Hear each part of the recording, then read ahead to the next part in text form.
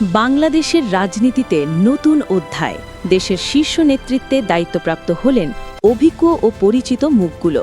প্রধানমন্ত্রী হিসেবে দায়িত্ব গ্রহণ করেছেন তারেক রহমান। তিনি একই সঙ্গে সম্ভাব্যভাবে প্রতিরক্ষা মন্ত্রণালয়ের দায়িত্ব পালন করবেন। বাংলাদেশ জাতীয়তাবাদী দল বিএনপির ভারপ্রাপ্ত চেয়ারম্যান হিসেবে দীর্ঘদিনের রাজনৈতিক অভিজ্ঞতা রয়েছে তার।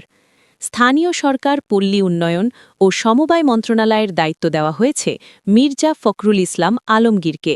বিএনপির মহাসচিব হিসেবে দীর্ঘদিন ধরে দলীয় নেতৃত্ব দিয়ে আসছেন তিনি। ছাত্র রাজনীতি থেকে জাতীয় রাজনীতিতে উঠে আসা এই নেতা সাবেক প্রতিমন্ত্রী হিসেবেও দায়িত্ব পালন করেছেন। বিদ্যুৎ, জ্বালানি ও খনিজ সম্পদ মন্ত্রণালয়ের দায়িত্ব পেয়েছেন ইকবাল হাসান মাহমুদ টুকু। তিনি সাবেক বিদ্যুৎ প্রতিমন্ত্রী। একাধিকবার জাতীয় সংসদ নির্বাচনে অংশগ্রহণ করেছেন এবং সংসদ সদস্য হিসেবে নির্বাচিত হয়েছেন। অর্থ ও পরিকল্পনা মন্ত্রণালয়ের দায়িত্ব পেয়েছেন আমির খসরু মাহমুদ চৌধুরী। তিনি সাবেক বাণিজ্য মন্ত্রী, একজন সফল ব্যবসায়ী ও অর্থনৈতিক বিষয়ে সুপরিচিত রাজনৈতিক ব্যক্তিত্ব হিসেবে পরিচিত। স্বরাষ্ট্র মন্ত্রণালয়ের দায়িত্ব দেওয়া হয়েছে সালাহুদ্দিন আহমেদকে। তিনি সাবেক যোগাযোগ প্রতিমন্ত্রী এবং বিএনপির জাতীয় স্থায়ী কমিটির সদস্য।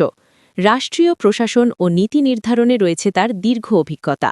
মুক্তিযোদ্ধা বিষয়ক মন্ত্রণালয়ের দায়িত্ব দেওয়া হয়েছে হাফিজ উদ্দিন আহমেদ বীর বিক্রম। বিএনপির ভাইস চেয়ারম্যান, সাবেক পানি সম্পদ মন্ত্রী। ৮ বার জাতীয় সংসদ নির্বাচনে অংশগ্রহণ করেছেন, ৭ বার সংসদ সদস্য নির্বাচিত হয়েছেন। পাট ও বস্ত্র মন্ত্রণালয়ের প্রতিমন্ত্রীর দায়িত্ব পালন করেছেন এবং ভোলা জেলা বিএনপির সভাপতি ছিলেন।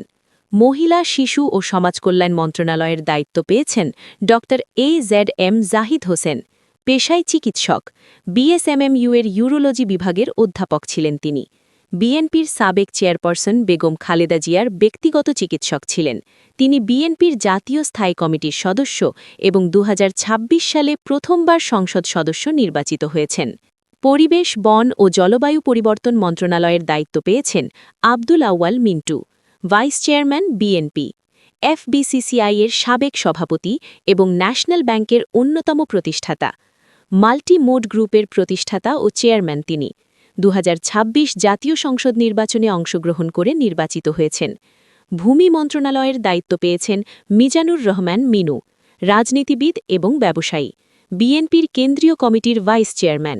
বেগম খালেদা জিয়ার উপদেষ্টার দায়িত্ব পালন করেছেন রাজশাহী সিটি কর্পোরেশনের সাবেক মেয়র। ৪ বার সংসদীয় নির্বাচনে অংশগ্রহণ করেছেন এবং ২ বার সংসদ সদস্য নির্বাচিত হয়েছেন। সংস্কৃতি মন্ত্রণালয়ের দায়িত্ব পেয়েছেন অ্যাডভোকেট নিতাই রায়চৌধুরী। জ্যেষ্ঠ আইনজীবী ও রাজনীতিবিদ। বিএনপির ভাইস চেয়ারম্যান হিসেবে দায়িত্ব পালন করছেন। সাদিক যুব ও ক্রীড়া প্রতিমন্ত্রী। ৩ বার সংসদ সদস্য নির্বাচিত হয়েছেন। ১৯৮৮ সালে প্রথম জাতীয় সংসদ নির্বাচনে সংসদ সদস্য নির্বাচিত হন। পার্বত্য চট্টগ্রাম বিষয়ক মন্ত্রণালয়ের দায়িত্ব পেয়েছেন অ্যাডভোকেট দীপেন দেওয়ান। জ্যেষ্ঠ আইনজীবী। বিএনপির জাতীয় নির্বাহী কমিটির সহ ধর্ম বিষয়ক সম্পাদক। রাঙামাটি পার্বত্য জেলা পরিষদের সাবেক চেয়ারম্যান। ২০২৬ সালে প্রথমবার সংসদ সদস্য নির্বাচিত হয়েছেন। শ্রম ও কর্মসংস্থান মন্ত্রণালয় এবং প্রবাসী কল্যাণ ও বৈদেশিক কর্মসংস্থান মন্ত্রণালয়ের দায়িত্ব পেয়েছেন আরিফুল হক চৌধুরী।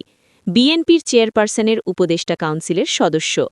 ২০১৩ থেকে ২০২৩ সালে সিলেট সিটি কর্পোরেশনের মেয়র ছিলেন তিনি। প্রথমবার সংসদীয় নির্বাচনে প্রতিদ্বন্দ্বিতা করেই সংসদ সদস্য নির্বাচিত হয়েছেন। তথ্য ও সম্প্রচার মন্ত্রণালয়ের দায়িত্ব পেয়েছেন জাহির উদ্দিন সোয়াপন। রাজনীতিবিদ ও কলামনিস্ট। বিএনপির কেন্দ্রীয় কমিটির তথ্য ও গবেষণা বিষয়ক সম্পাদক।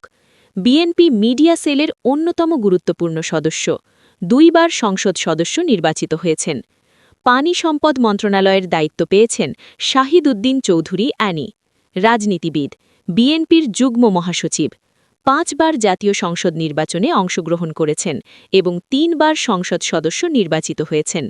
দুর্যোগ ব্যবস্থাপনা ও ত্রাণ মন্ত্রণালয়ের দায়িত্ব পেয়েছেন শাহিদ উদ্দিন চৌধুরী অ্যানি। রাজনীতিবিদ এবং আইনজীবী। বিএনপির কেন্দ্রীয় কমিটির রংপুর বিভাগীয় সাংগঠনিক সম্পাদক। লালমনিরহাট জেলা বিএনপির সভাপতির দায়িত্ব পালন করছেন। খাদ্য উপমন্ত্রী হিসেবে দায়িত্ব পালন করেছেন। আইন, বিচার ও সংসদ বিষয়ক মন্ত্রণালয়ের দায়িত্ব পেয়েছেন মোহাম্মদ আসাদুজ্জামান। সুপ্রিম কোর্টের জ্যেষ্ঠ আইনজীবী। বাংলাদেশের ১৭তম অ্যাটর্নি জেনারেল হিসেবে দায়িত্ব পালন করেছেন। বিএনপি চেয়ারপারসন বেগম খালেদা জিয়ার উপদেষ্টা কাউন্সিলের সদস্য প্রথমবার সংসদীয় নির্বাচনে অংশগ্রহণ করে সংসদ সদস্য নির্বাচিত হয়েছেন।